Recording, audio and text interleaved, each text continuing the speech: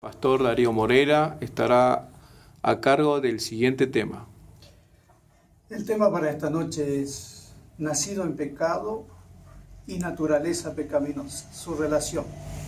Pero antes queremos saludar con las palabras de salutación también del apóstol Pablo en 2 Corintios, capítulo 13, último versículo, que nos dice: la gracia de nuestro Señor Jesucristo, el amor de Dios y la comunión del Espíritu Santo sea con todos vosotros. Amén. Amén. Este tema que queremos analizar es un tema sumamente importante.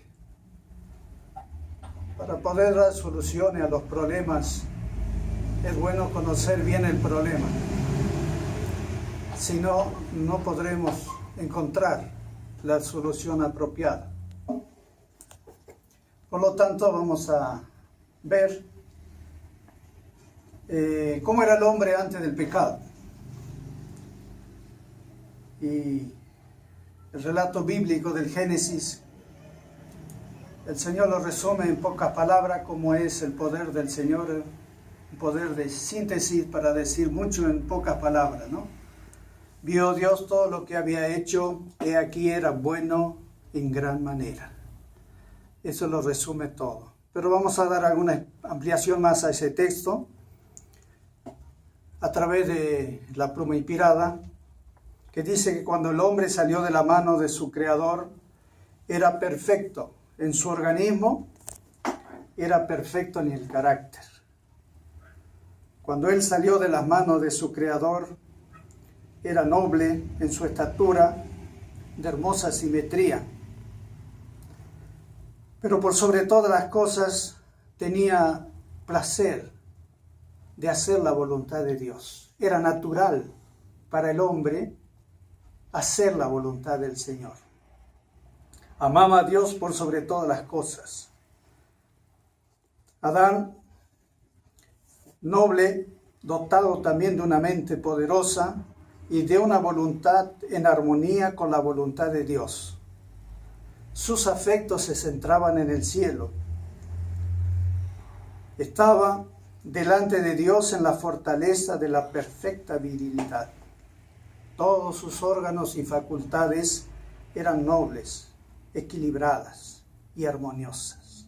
No había ningún desequilibrio en la vida de Adán.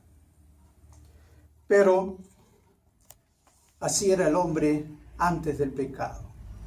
El mismo Espíritu Profecía lo describe, lo que sucedió con él después del pecado. Ha habido un intruso en el universo y ese intruso se llama pecado. Pero ese pecado y ese intruso no entró solo.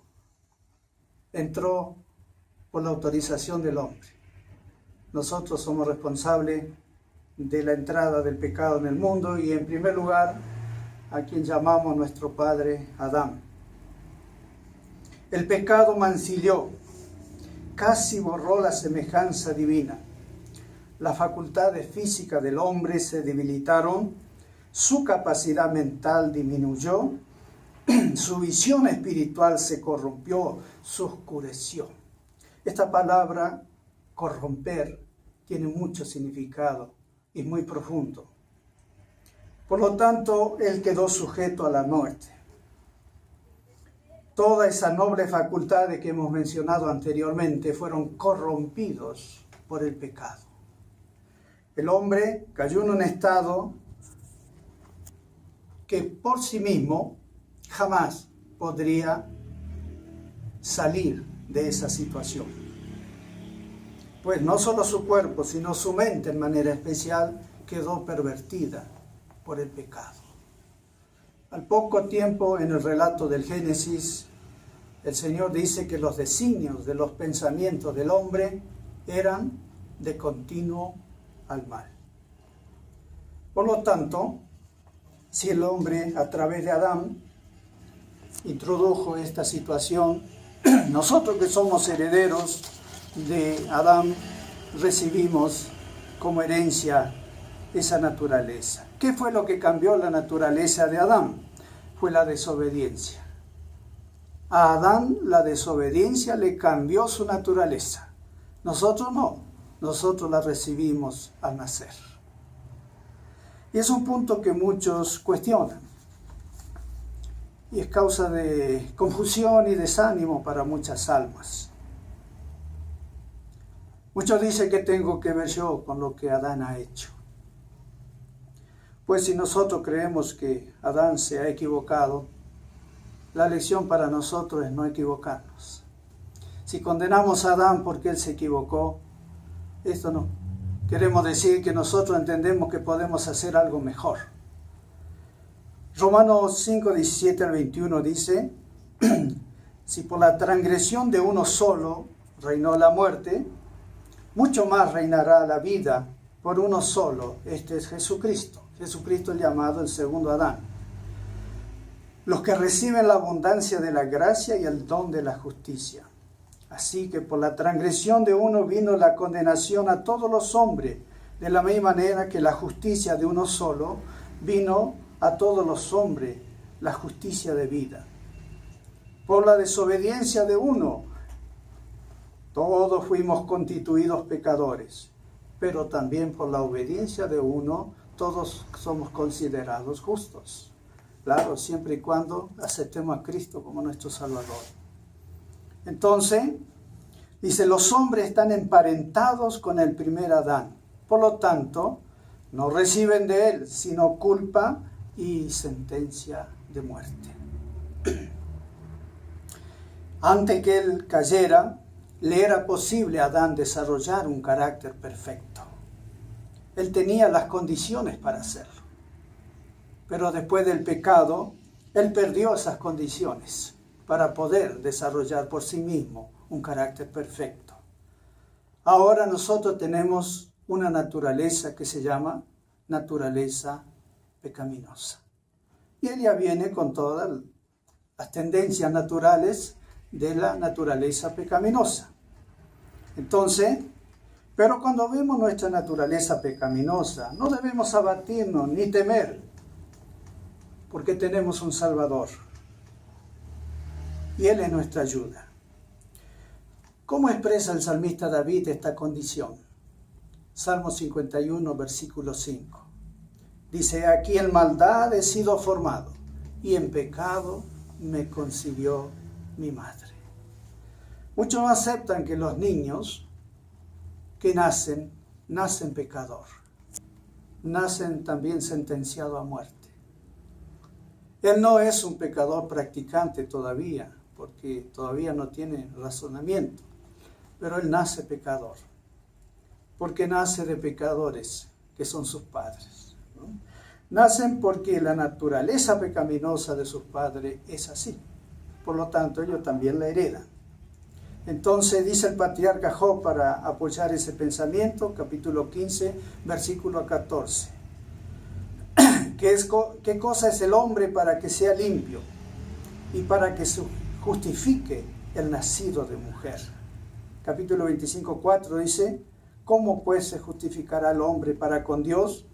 ¿Cómo será limpio el que nace de mujer? Esto indica de que nacemos ya sucios. ¿Cómo será limpio el que nace de mujer? Nacemos pecadores. Nacemos con naturaleza pecaminosa. Todos. Y Génesis capítulo 5 versículo 3 dice, y vivió Adán 130 años y engendró un hijo a su semejanza conforme a su imagen y le llamó su nombre Set, aquel que nació en lugar de Abel que fue muerto por Caín. ¿Y qué se dice de él? Set era un personaje respetable. Debía ocupar el lugar de Abel en lo que refiere a la rectitud. Pero era tan hijo de Adán como el pecador Caín. No había heredado de la naturaleza de este más bondad natural de que aquel de quien la había recibido. Él nació en pecado. Pero por la gracia de Dios y al aceptar él fielmente las instrucciones de su padre Adán, honró a Dios haciendo su voluntad. Se apartó de los descendientes corruptos de Caín y trabajó como lo habría hecho Abel si hubiera vivido, para inducir a los pecadores a reverenciar y obedecer a Dios. Él nació pecador, pero por medio de la gracia del Señor y por su obediencia a los consejos de su Padre y por su obediencia a la voluntad del Señor, Él pudo presentar ante el mundo una vida distinta. ¿Hace toda diferencia en nosotros si vivimos piadosamente o en pecado? ¿Hay alguna diferencia en esto? Claro que lo hay. El caso de algunos, Cristo dice que se avergüenza de llamarlos hermanos. Y en otros casos dice no se avergüenza de llamarlos hermanos. ¿Cuál es la diferencia? La diferencia está en la actitud nuestra hacia Dios. Entonces, queremos dedicar algunos minutos para hablar sobre las influencias prenatales. Algo que hoy la ciencia no sostiene, ni apoya, ni enseña. ¿Qué son las influencias prenatales?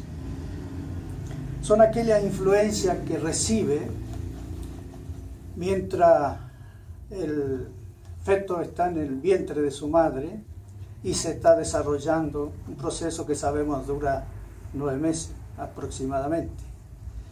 ¿Y cuáles son las influencias prenatales y quién en especial se las transmite? En este caso, la madre es la principal actora en esto, para transmitir al hijo lo bueno o lo malo. En el caso de la mujer de Manoa, que eran los padres de Sansón, el ángel que la visitó para anunciarle de que ella iba a tener un hijo, también trajo instrucciones específicas, no acerca del niño, porque el niño todavía no estaba concebido, pero sí instrucciones que la madre debía tener en cuenta durante el periodo de gestación del niño. El ángel dijo claramente, no debía beber ninguna cosa fermentada y abstenerse de las cosas inmundas, de todo aquello que perjudica el organismo. ¿Qué tiene que ver esto en el desarrollo del niño? Y vamos a verlo a esto y ver cuán importante es. Bueno, es un consejo para los que todavía quizás no han sido padres o que estén esperando y lo escuchen estos consejos, puedan aplicarlo, ¿no? Para los que ya han nacido, solo resta ayudarlos en esta vida, en la juventud o en la niñez, ¿no? Pero si alguno tiene la posibilidad de que todavía está esperando un bebé, por favor, aplique los consejos que Dios da. Entonces, ¿cuáles son estos consejos? La madre, voy a resumirlo para no tomar mucho tiempo, pero lo voy a decir en pocas palabras, dice que ella debe tener un control de sí mismo, debe tener dominio sobre sus apetitos, su temperamento, sus impulsos y sus pasiones. ¿Por qué el Señor pide esto? Ya el niño va a nacer con naturaleza pecaminosa, pero si a esto le agregamos, si la madre fuera intemperante, impulsiva, intemperante en el comer, intemperante en la moral, en sus pasiones. ¿Cuántas veces vemos a madres gestando y que beben alcohol, fuman y otras cosas? No se privan de ningún gusto. ¿Pero qué está haciendo esto en el niño? Lo está debilitando. Y cuando él nazca, a pesar, además de ya traer la naturaleza pecaminosa, trae estos agravantes encima, ¿no? Que la madre no ha sabido controlar sus impulsos. Pero si fuera lo contrario, este niño nace ya con una ventaja por sobre su propia naturaleza pecaminosa. Entonces la madre puede ayudar para que al hijo al nacer ya pueda tener una ventajita cuando tenga que él enfrentar sus propios impulsos naturales. Voy a leer unos pensamientos. La reforma debiera comenzar con la madre antes del nacimiento de su hijo. Y si se obedeciera fielmente estas instrucciones que Dios da, no existiría tanto la intemperancia. Los padres deberían recordar siempre que sus hijos tienen que arrostrar estas tentaciones y las tendencias naturales. Deben preparar al niño aún desde antes de nacer para predisponerlo, para que él pueda pelear con éxito las luchas de la vida y la lucha contra el mal. Si antes del nacimiento de su hijo la madre procura complacerse a sí mismo, si es egoísta, impaciente e imperiosa, estos rasgos de carácter se reflejarán en el temperamento futuro de su hijo. Bueno, el niño es como un chip, ¿no? Vamos a tomar algún ejemplo moderno, ¿no? Todas las acciones de la madre se van grabando en ese chip para cuando él nazca. Claro, el esposo también debe contribuir con esto. ¿Cómo lo hará el esposo? También teniendo control sobre sí mismo y haciendo que la vida de su esposa en ese periodo especialmente sea la más feliz y la más alegre. Entonces esto dará tranquilidad y ayudará al futuro niño a tener una naturaleza más dominable. Incluso se han hecho experimentos científicos, ¿no?, en cuanto a la música que se le acerca al niño mientras aún está en gestación, ¿no? Música tranquila o música muy activa, ¿no? Y ven el efecto que produce esto en el niño, ¿no? Entonces, cuán importantes son las influencias prenatales, todo lo que la madre puede hacer antes que el niño nazca. Y Dios, que es sabio y conoce todas estas cosas, fue el que aconsejó a la esposa de Manoah. Y a todos nos aconseja igual. Todos los buenos hombres de este mundo que han destacado en el mundo, también sus padres han recibido los mismos consejos. Los que lo han vivido han beneficiado a sus hijos. Los que no, tristemente han dejado una carga más pesada en la lucha que él pueda tener en su existencia, ¿no? Entonces, muchos niños reciben antes de nacer o al nacer ya enfermedades incurables. ¿Quién se lo transmitió? La intemperancia de los padres y especialmente de la madre, ¿no? Vemos que hoy hay enfermedades que eran de adultos antiguamente. Hoy los niños ya en temprana edad tienen enfermedades que antes eran de personas adultas, ¿no? Y bueno, interesante que no olvidemos estos consejos y podamos dárselo a los que todavía tienen oportunidad de practicarlo, ¿no? Dice que la relación al nacimiento y a la educación religiosa, estos hermanos, se refiere a Caín y Abel, eran iguales. Ambos eran pecadores, nacieron en pecado, pero uno decidió el mal y otro decidió el bien. Por más cargada que sea nuestra condición, siempre hay posibilidad de obtener la victoria, siempre. Nunca hay justificativo para no hacerlo. En los próximos temas que vamos a tener, queremos hablar un poco sobre la victoria sobre el pecado.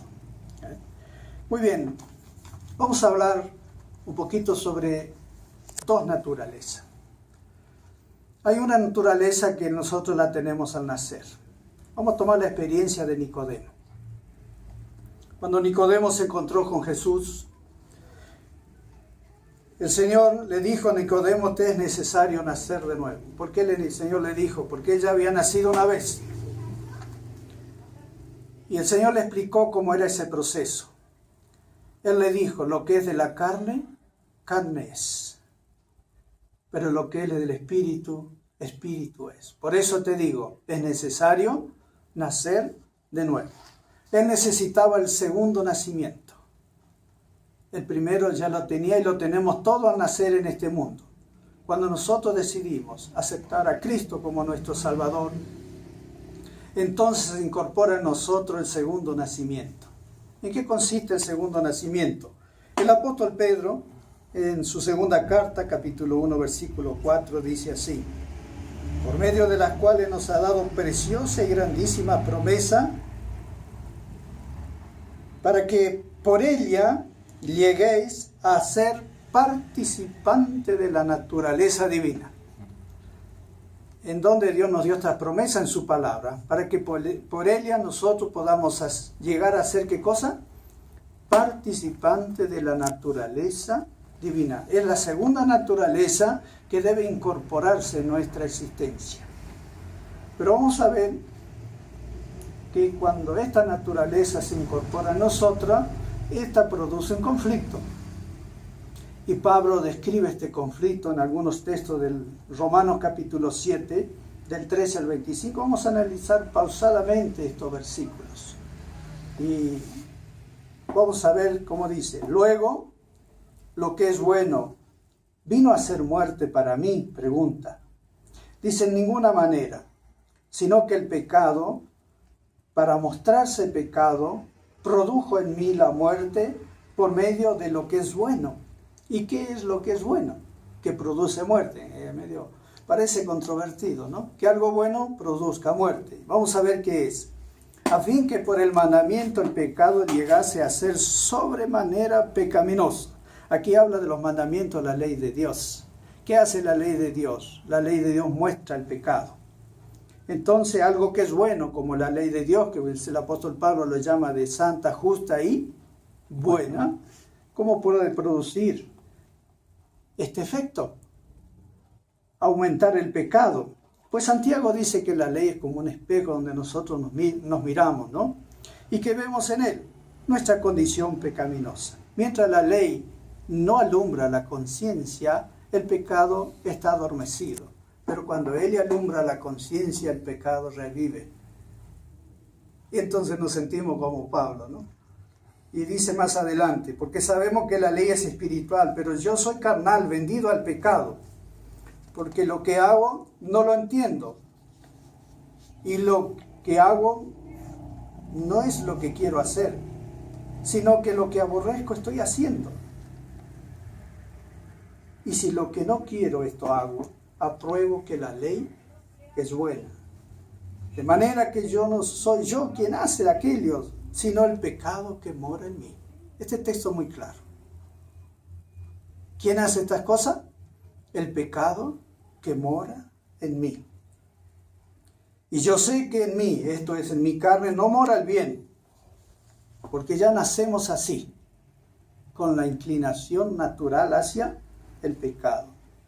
Pero el querer el bien está en mí, pero no el hacerlo. Es verdad. El Espíritu Profecía dice: el deseo de hacer lo bueno está en nosotros, pero el hacerlo está en Dios. El poder para hacerlo está en Dios. Porque no hago el bien que quiero, sino el mal que no quiero, esto hago, dice el apóstol Pablo. Y si hago lo que no quiero, ya no lo hago yo, sino el pecado que mora en mí.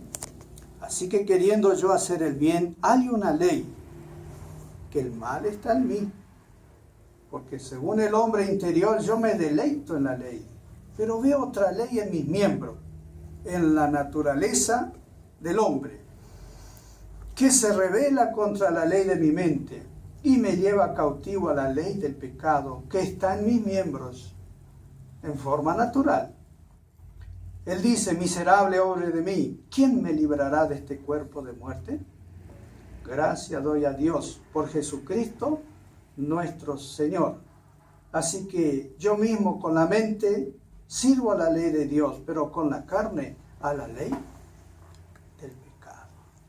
¿A qué punto llegó el apóstol Pablo? Miserable hombre de mí.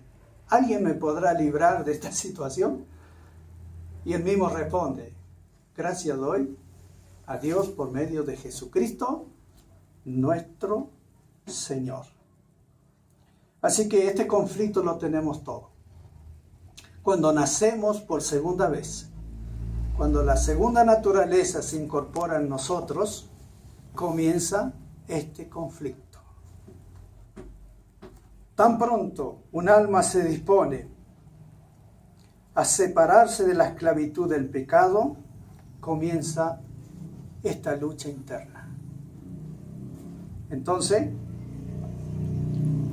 cuando el alma se convierte, hemos dicho, pasa a tener dos naturalezas. ¿Cómo se llaman? La naturaleza carnal y la naturaleza divina. ¿Se aman estas dos naturalezas? No, hay un conflicto permanente, como lo describe el apóstol Pablo, ¿no? Porque el deseo de la carne, dice Gálatas 5:17, es contra el espíritu, y la del espíritu en contra de la carne. Y estos se oponen entre sí. Aquí está lo que estábamos hablando. Que hay entre ellos oposición, para que no hagáis lo que quisierais. La pregunta es, ¿cuál de las dos naturalezas vencerá? Sabiendo que esto nuestro viejo hombre fue crucificado juntamente con él, para que el cuerpo del pecado sea destruido, a fin de que no sirvamos más al pecado, dice Romanos 6:6. Vamos a entender qué es el viejo hombre. El viejo hombre no es la naturaleza pecaminosa. El viejo hombre son los malos hábitos que la naturaleza pecaminosa ha desarrollado en nosotros. Ese es el viejo hombre. Y eso es lo que tiene que despojarse. ¿Por qué no es la naturaleza pecaminosa? Porque ella nunca saldrá de nosotros. Ella permanecerá con nosotros hasta el día de nuestra muerte o hasta cuando Cristo venga. Y vamos a ver cuándo ella será realmente transformada, cuándo será cambiada. Pero mientras vivamos en este mundo, por más cristianos que seamos, por más devotos que seamos, la naturaleza seguirá siendo la misma. Y ella siempre luchará contra la naturaleza espiritual. Y habrá un combate entre ellas. Interesante no olvidar este concepto. El viejo hombre no es la naturaleza pecaminosa. El viejo hombre es los hábitos que la naturaleza pecaminosa ha desarrollado en nosotros. Ese es el viejo hombre. Y aunque nosotros venzamos esos hábitos, la naturaleza seguirá viva en nosotros. Por eso en Efesios 4, 22, 23 dice: en cuanto a la pasada manera de vivir, despojaos del viejo hombre, que está viciado conforme a los deseos engañosos. Es bueno pesar cada palabra de cada texto de la Biblia. Y es bueno analizar profundamente. Acá, en cuanto a la manera pasada de vivir, dice despojado del viejo hombre que está viciado conforme a los deseos engañosos. Eso es lo que acabamos de decir recién en cuanto a la definición de lo que es el viejo hombre. Es lo que la naturaleza pecaminosa vició en nuestra existencia, ¿no? Renovaos en el espíritu de vuestra mente. Gálatas 2:20, un versículo muy conocido. Con Cristo estoy juntamente crucificado. No vivo yo, mas Cristo vive en mí. Y lo que ahora vivo, lo vivo en la carne. Esto lo vivo por la fe del Hijo de Dios, el cual me amó y se entregó a sí mismo. Con Cristo estoy crucificado. ¿Qué hace un crucificado cuando está crucificado? Nada. No puede hacer nada, ¿no? Entonces ya no vivo yo, sino Cristo es el que vive en mí. Y lo que ahora vivo en la carne, lo vivo en la fe del Hijo de Dios. El crucificado no moría instantáneamente. Aunque estuviera crucificado, le llevaba un tiempo, era un proceso, hasta que moría. Así es nuestro proceso, aún después de la conversión. Aunque estemos crucificados con Cristo, no morimos instantáneamente. Las tendencias naturales no mueren en un instante. Él lleva un proceso hasta que terminan de morir. Por eso Pablo que decía, yo cada día muero. ¿A qué moría Pablo? Justamente a lo que la naturaleza pecaminosa le dio durante sus años que estaba fuera de Cristo. Y él necesitaba todos los días morir a ese viejo hombre, ¿no? A todo lo que la naturaleza pecaminosa le enseñó a hacer negativamente. Por eso Romanos 6:11 dice, así también vosotros consideraos muertos al pecado, pero vivos para Dios en Jesucristo nuestro Señor. Por eso Gálatas 5:16 dice, digo pues, andad en el Espíritu y no satisfagáis los deseos de la carne. Cuando Este texto dice, no satisfagáis los deseos de la carne, es una orden divina. No es simplemente un consejo, es una orden. Andad en el Espíritu, dice el Señor, y no satisfagáis los deseos de la carne. Es una orden que el Señor da. ¿Cuál será el resultado si satisfacemos los deseos de la carne? Ella se fortalecerá y vencerá al Espíritu.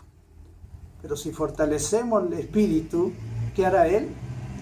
Ella subyugará, dominará y controlará la naturaleza pecaminosa. ¿Quién gobierna a quién? ¿Es el cuerpo que domina la mente o es la mente la que debe dominar el cuerpo? Naturalmente, siempre la mente, para bien o para mal, es la que domina el cuerpo. Y una mente santificada, ¿qué hará con el cuerpo? Lo pondrá en sujeción. Por eso que dijo Pablo, yo hiero mi cuerpo, lo pongo en servidumbre. No sea que yo, después de ser un gran evangelista, yo mismo venga a ser condenado. ¿Qué significa herir el cuerpo? ¿Qué significa esto? Bueno, todos tenemos inclinaciones, tendencias que nos gustan. Y cuando la mente le dice al cuerpo, mira cuerpo, no te voy a dar lo que quieres, el cuerpo sufre, el cuerpo le duele. Por eso Pablo dice, yo lo hiero. No era un masoquista Pablo, no era tampoco que se torturaba. Él hería el cuerpo cuando le negaba al cuerpo lo que éste pedía, que estaba en contra de la razón y de la mente santificada. Eso es lo que hería el cuerpo del apóstol Pablo. ¿Y por qué decía él que tenía que hacer esto? No sea que yo, después de predicar a tantos, vengamos a ser nosotros mismos reprobados. Por eso Romanos 12:1 también dice, ¿no? Hermanos, ruego en el nombre de Jesús que presentéis vuestro cuerpo en sacrificio vivo, santo, agradable a Dios, que es vuestro culto racional.